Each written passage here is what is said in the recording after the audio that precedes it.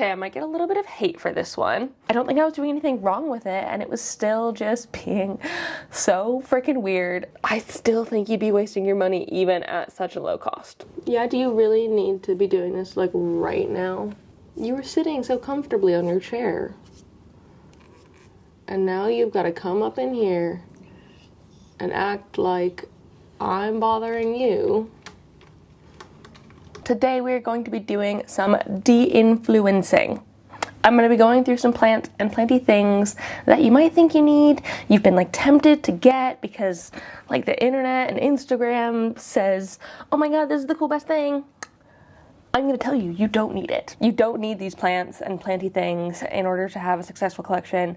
That being said, disclaimer, this is just my opinion from my personal experience, so it's possible that these things will grow really well for you. Obviously, someone's growing these things really well because, like, out there on Instagram, you can find beautiful pictures of these things, so, like, but for me, they just have not worked, and if you are anything like me as a plant parent, they might not work for you as well. And so, we're going to go through them together, but before we do, I want to say if you're new here and you don't know me already, hi, my name is Emma, and I make houseplanty content all over the internet, so if you want to follow along with my houseplanty journey and maybe learn something along the way, stick around, watch some more of my videos, and subscribe to my channel.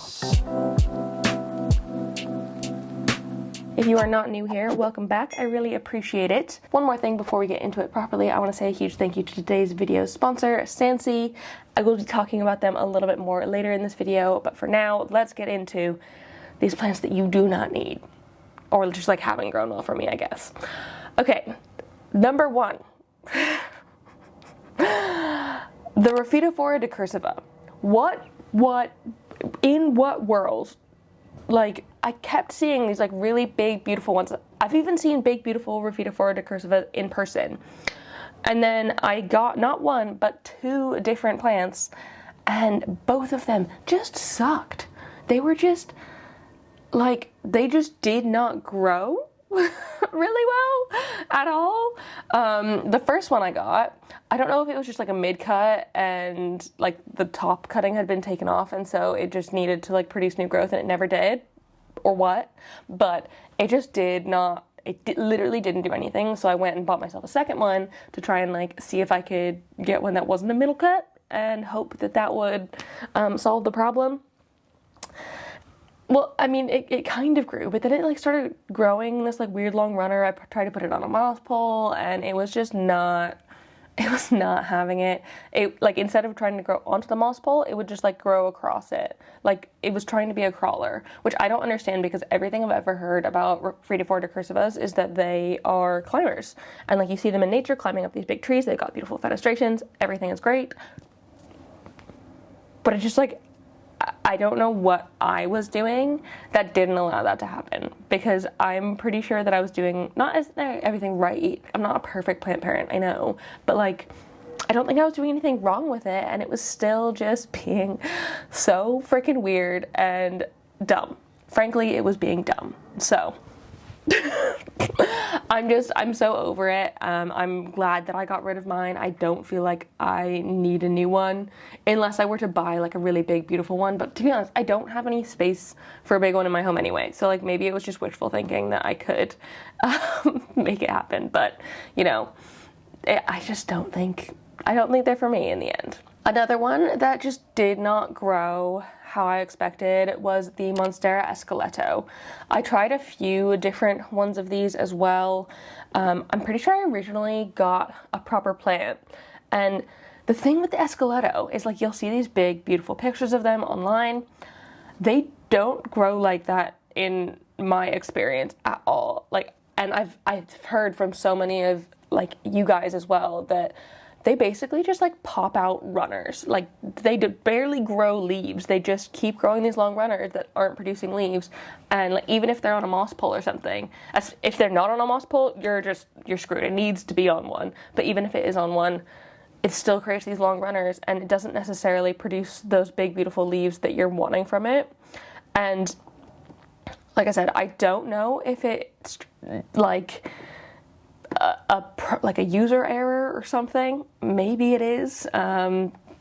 But when I did have my esqueleto, I didn't find that it would give me the, like, it didn't fill that void that was created by internet and like seeing it online on Instagram.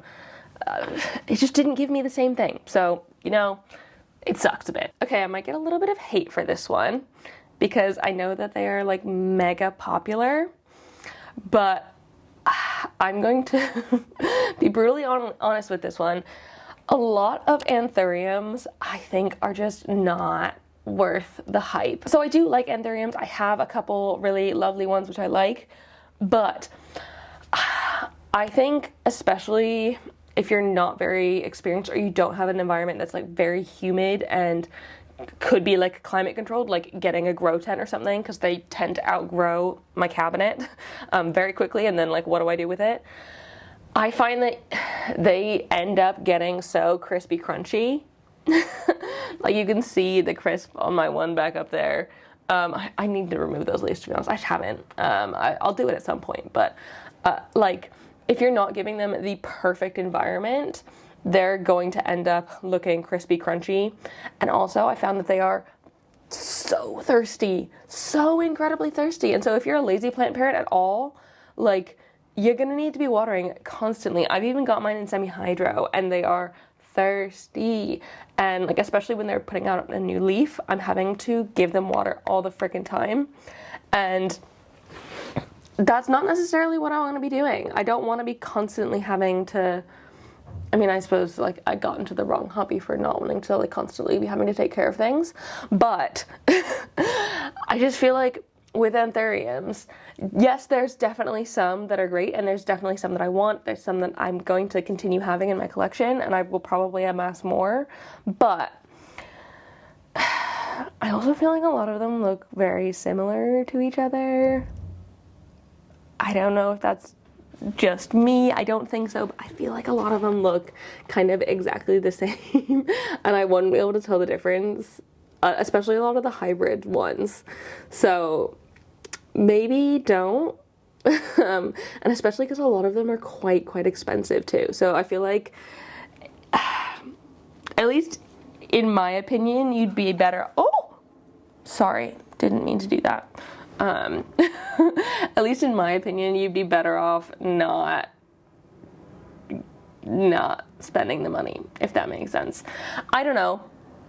I feel like I'm gonna get hate for that one, but it's my opinion, it's how I feel, and like I'm not trying to like actively amass lots of anthuriums because I know this about them. I know that they're a little bit more on the difficult side, the finicky side, the thirsty side, and I just like, you don't need them all. You really don't, because they all look the same. Okay, this next one is a more planty product. It is expensive grow lights. You do not need expensive grow lights. There's loads of really great affordable options out there, and Scentsy, the sponsor of today's video, is one of those great affordable grow light providers.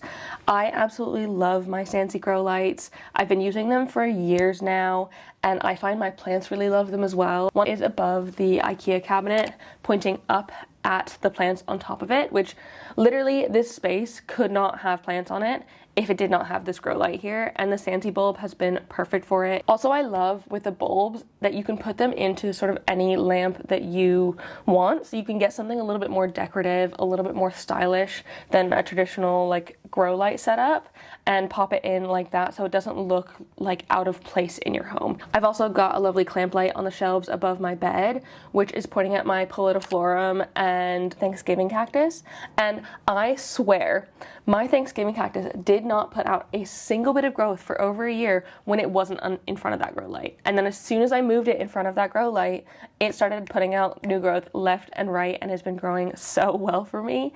And I've just found that they work fantastically for a very affordable price. Scentsy have very kindly also given me a sort of promo code link to share with you for these two different types of lights.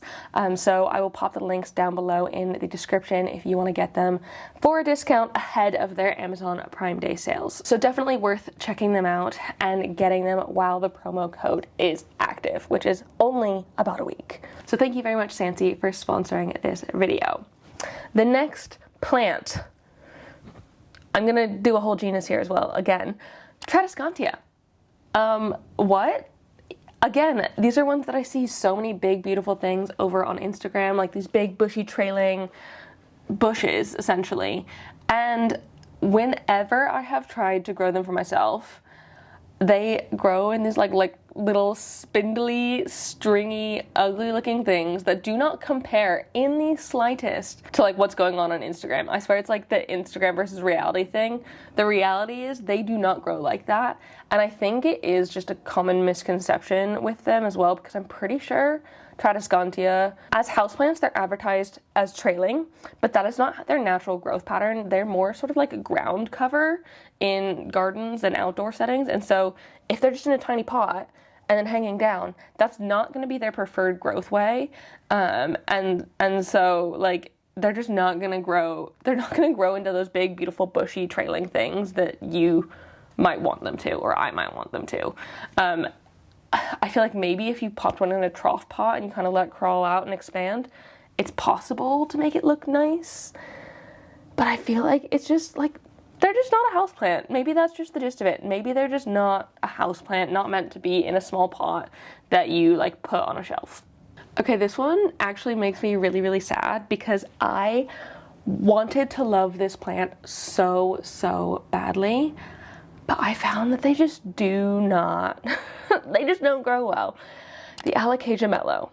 And again, this is one that I have tried so many times to grow well, but I don't know if it's just something with their genes or what, but I cannot get the alocasia melo to grow well for me. I'm pretty sure I've tried 4 or 5 times, and I found that like they cycle massively, and like I'm pretty decent with alocasias, right? Like I've got quite a lot in my collection.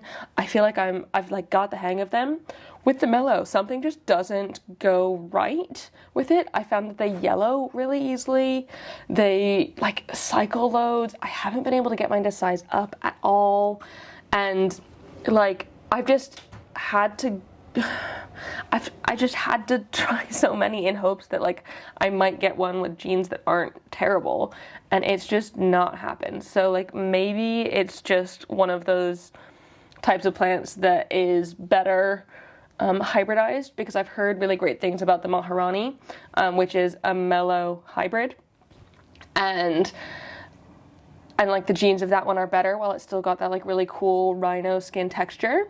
So like maybe that is the answer. I just need to get a Maharani instead and just accept that like the melos aren't great. Similar to verrucosums. Oh my god, I didn't even include verrucosums on this list. I'm popping that on this list as well after I'm done talking about melos. But similar to verrucosums, like basically the hybrid form does so much better, and like it kind of gets rid of all of the badness that the original melo has. So I don't know. Maybe it is just me in my home, but I don't get it because I'm like almost all of the other alocasias I have are doing absolutely fine, and then the melo is just like not gonna die. But carrying on, verrucosums, same, exactly the same, and it sucks because verrucosums are gorgeous, absolutely freaking gorgeous. I love the way they look, but I, again, have tried so many, and they just, one, they're freaking pest magnets. They grow, they get so many pests that they just like, I don't know, I've had spider mites on them, I've had thrips on them.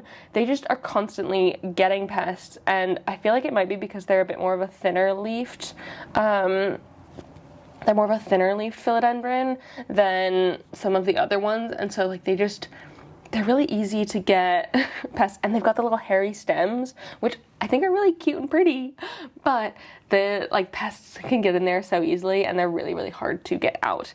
But I've also found that they don't size up well.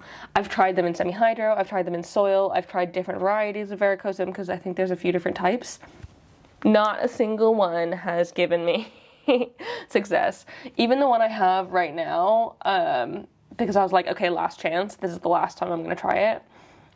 It's still just not doing amazing. It's not dead yet, but I also like, I could probably quite easily part with it and I wouldn't be that unhappy. So does that tell you something about it? yes. But this is one that the hybrids do so much better. So I'm pretty sure the Philodendron splendid is a hybrid between the verrucosum and the melanochrysum. Is that right? Let me look really quick.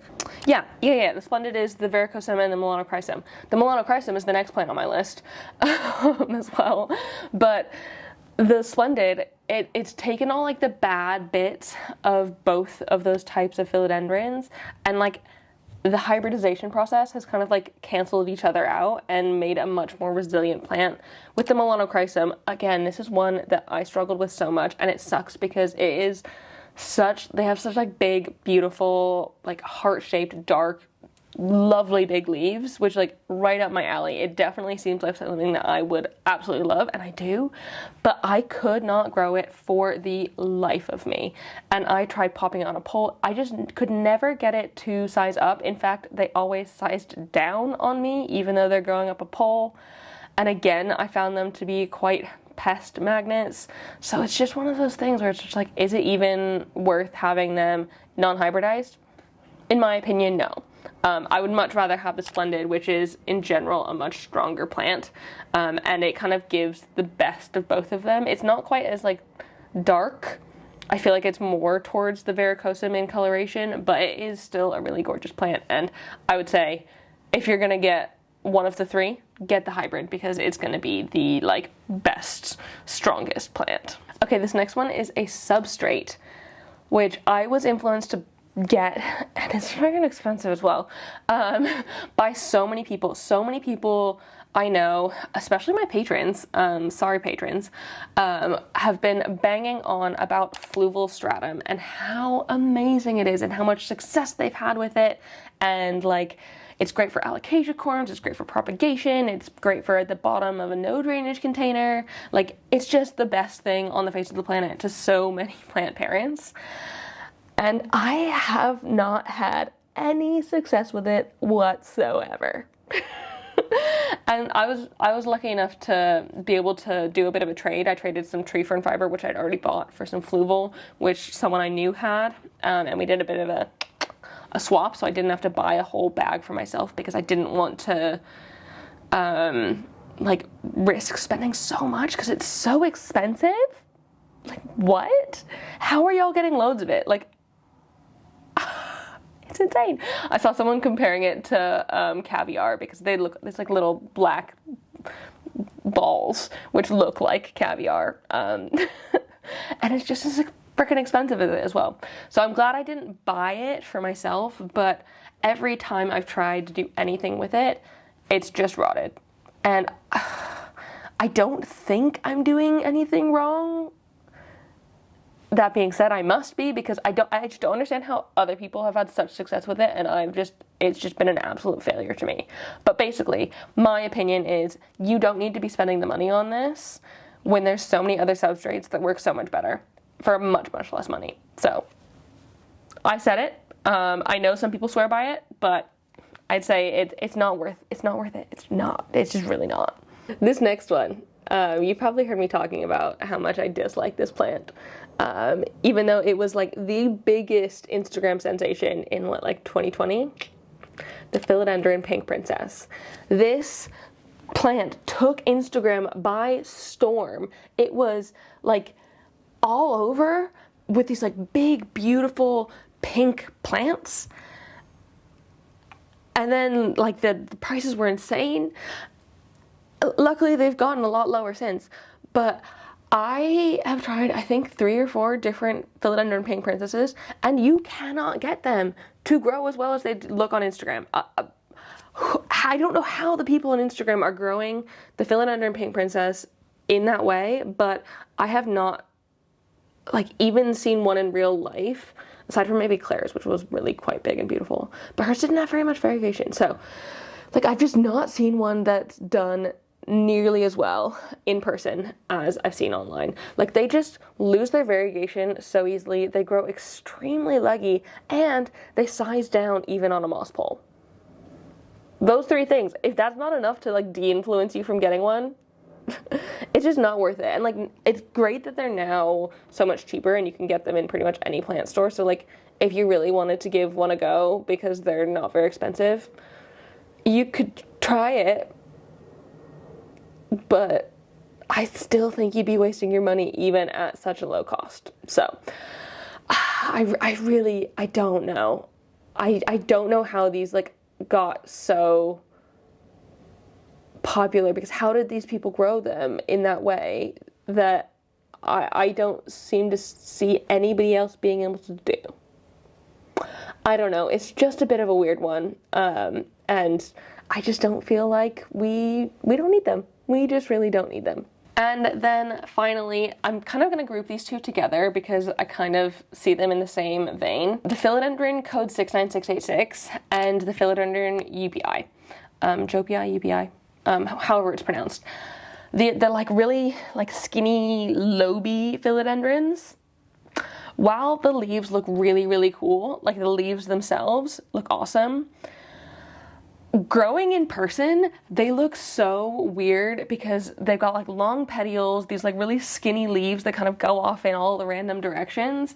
And so they end up looking like a really, really, really sparse plant because there's not much leaf there. There's barely any foliage, which from the front, if you're just holding a leaf and looking at it, looks awesome. In a photograph, looks awesome. But seeing one in 360 in my home, nah. It just is not.